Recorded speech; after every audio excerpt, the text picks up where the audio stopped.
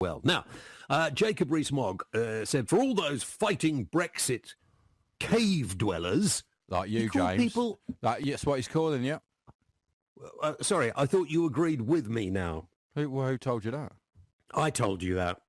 No, I mean, I've still, I'm not sure yet. I still would like to make Britain great again, though, so I'm waiting to see what's happening. Everyone's still made their mind. It's black and white. I haven't. I didn't have a Twitter spat with the lovely Julia Hartley-Brewer this morning. She was going on about how Brexit is good for everything, and it's not about money. It's about much more than money. It's about sovereignty. That's true. And community cohesion. And how you feel with yourself when you wake up in the morning. What the hell is community cohesion? I used that term on Howie Carr. He threw it back at me. It's gone, hasn't it? That mean? I don't think it's coming back either. Yeah. Anyway, let's talk more about this, because I say every time we talk about Brexit, those of you who voted for it will at one time in the future need to come and apologise to the rest of us if it ever goes ahead. And I doubt that it will, because it will be the biggest cock-up this country has ever made. Femi Oluwole is a co-founder of Our Future, Our Choice, and joins me now. Femi, hi. Well, I hope he joined us now. I'll do it again. Hello, Femi. Hello. Hi, Femi. You're there. I'm here. Yeah, good, man. How you doing? Yeah, we're good. Now, listen, Rees-Mogg calling everybody who is against Brexit cave dwellers. He called them some other things as well. This is getting beyond a joke now. This is a very, very serious situation. Some people, intelligent people, I mean, Julia Hartley-Brewer does our breakfast show on this radio station, who is a rampant Brexiteer. She's an intelligent woman. I don't know why she seems to think this is going to make this country great. This is going to break the back not only of Britain, but of Europe as well. What are we going to do about it, Femi? Well, we have to simply ask people, is this what you voted for? And I think the reason why Jacob Rees-Mogg is so upset is because, well, the jig is up.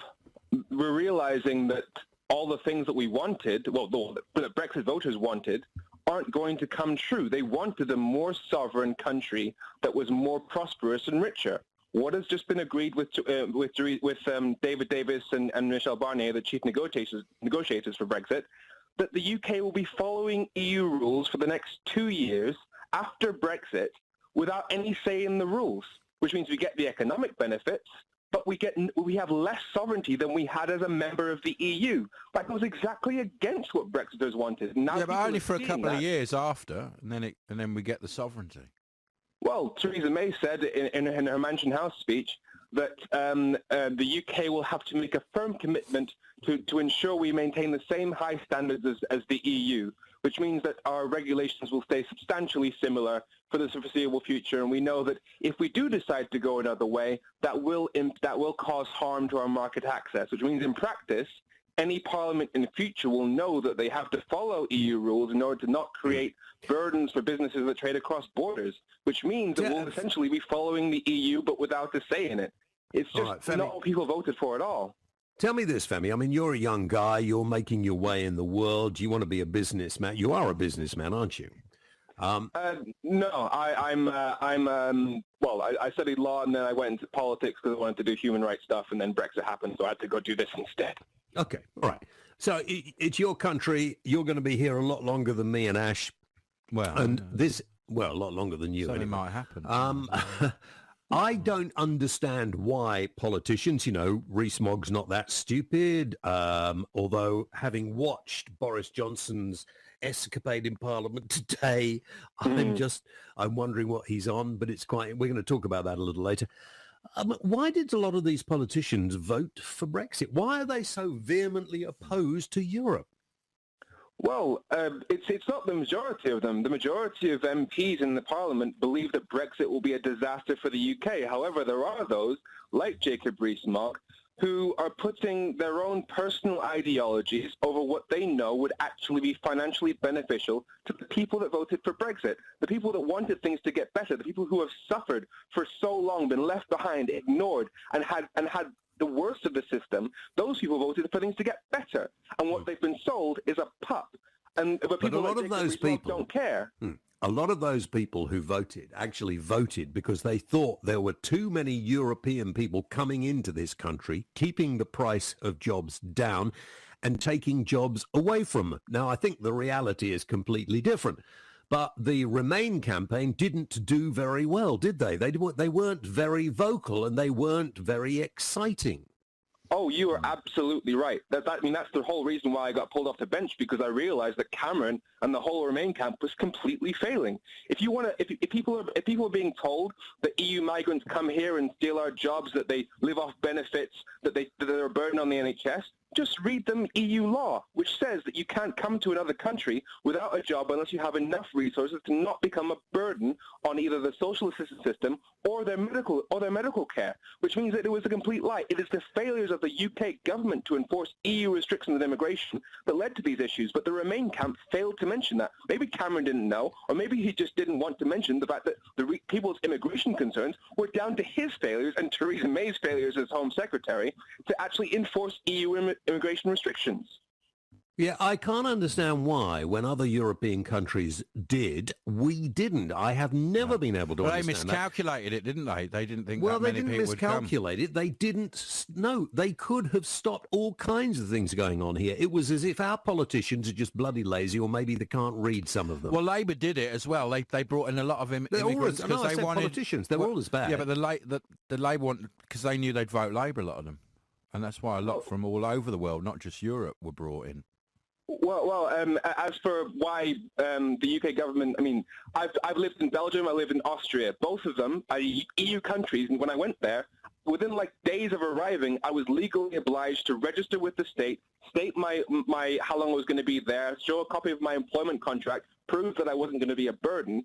Well, the UK chose not to do that. Consequence of that is people believe people are coming here and living off benefits and sponging off the NHS, when in fact EU migrants make up, relative to population size, more of our doctors than UK nationals. Our EU migrants are keeping the NHS alive, and yet there's been this narrative that was allowed to persist that the EU is killing the NHS.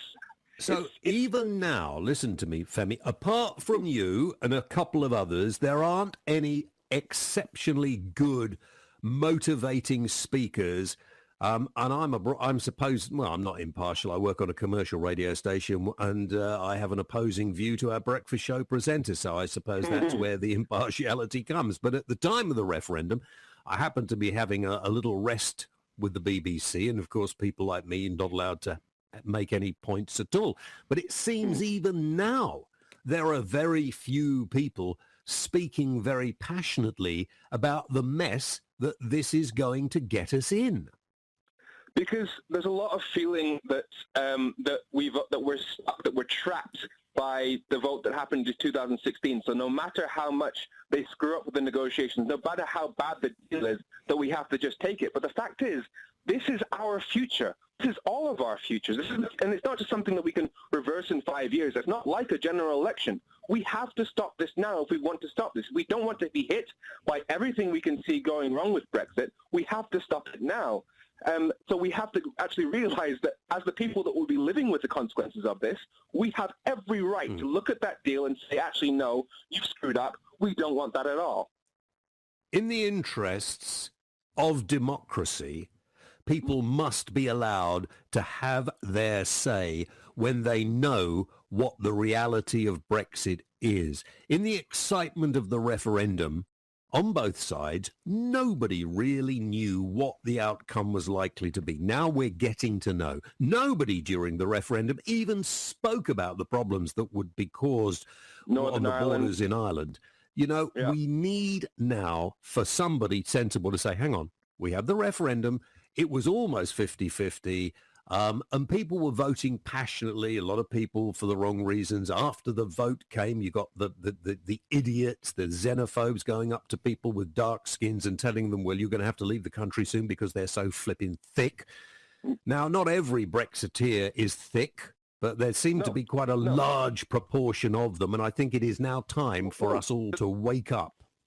The thing that I found most encouraging is that, as you say, Brexiters aren't thick. They're not all racist.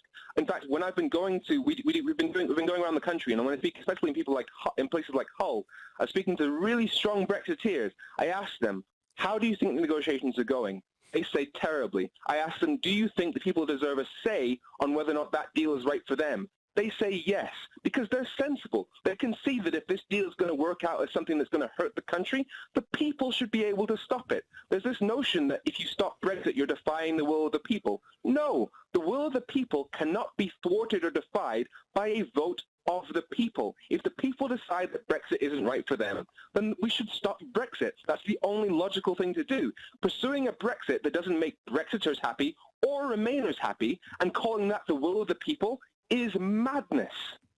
Good. Femi, thank you very much indeed. I'm sure we'll talk again. Femi Oluwole, who is the co-founder of Our Future, Our Choice.